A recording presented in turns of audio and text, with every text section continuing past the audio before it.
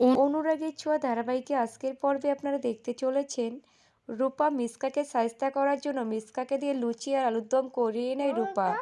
আর এরই মধ্যে উর্মি আর জয় এসে বলছে, তোমরা জানো মা কোথায় গেছে? মাকে তো সবটা জানতে হবে, মা কোথায়? তখন তিস্তার মা বলে উঠলো, কেন ও বাড়িতে সবাই ভালো আছে তো? তখন সূর্য বলছে, হ্যাঁ ভালো তো থাকবেই, আমাদের বাড়িতে আছে গোটা মজুমদার পরিবার, ভালো থাকবে না কেন আবার? তখন জয় তার দাদাভাইকে বলছে, দাদাভাই তুই চুপ কর, বৌদিভাই তোদের বাড়ি থেকে চলে গেছে, তোদের বাড়িতে আর থাকবে না। এরই মধ্যে রূপা সবটা শুনে তার বাবাকে বলছে, বাবা আমি এক্ষুনি আমার মায়ের কাছে যেতে চাই। তখন সূর্য রূপাকে বলছে, রূপা মা আমি তো জানি না তোমার মা কোথায় গেছে, আমাকে তো বলে যায়নি।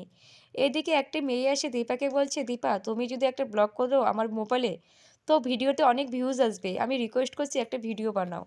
তখন দীপা মেয়েটার কথায় সেই ফোনে একটা ব্লগ বানায়, সেটা অর্জুন দাঁড়িয়ে দাঁড়িয়ে দেখতে থাকে। আর এদিকে সূর্যদের বাড়িতে রূপাকে ইনকোয়ারি করার জন্য পুলিশ চলে আসে। তখন রূপাকে বলছে, রূপা তুমি এখানে ভালো আছো তো? তখন রূপা বলছে, রূপা শুধু তার মায়ের কথাই মনে পড়ে, তার মা আর তার বোনকে দেখতে চায়।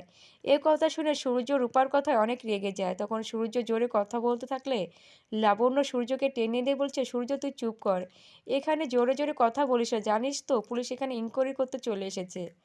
আর এদিকে অর্জুন দীপাকে বলছে, দীপা তুই কেন গেলি না চাকরিটা করতে? তখন দীপা অর্জুনকে বলছে, অর্জুন দা আমি এই চাকরিটা কিছুতেই করতে পারবো না। তখন অর্জুন দীপাকে বলছে, তুই এই ফুল বেচে রূপাকে ফিরিয়ে আনতে পারবি তো? তুই কিন্তু এই ফুল টাকার কামাইয়ে রূপাকে এখানে কিছুতেই ফিরিয়ে আনতে পারবি না।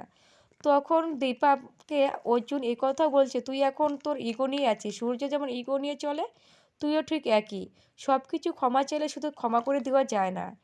এরই মধ্যে সোনা এসে তার মাকে বলছে, মা দেখো মামি আমাকে কি খেতে দিয়েছে, এগুলো কি খাওয়া যায়? তখন দীপা বলছে, কি দেখি। এখন দীপা দেখতে পেল যে আলুর চোচা দিয়ে পোস্ত দিয়ে রূপা সোনাকে খেতে দিয়েছে। তখন সোনা বলছে, এগুলা ফেলে দিতে হয়, এগুলা কেউ খায় নাকি?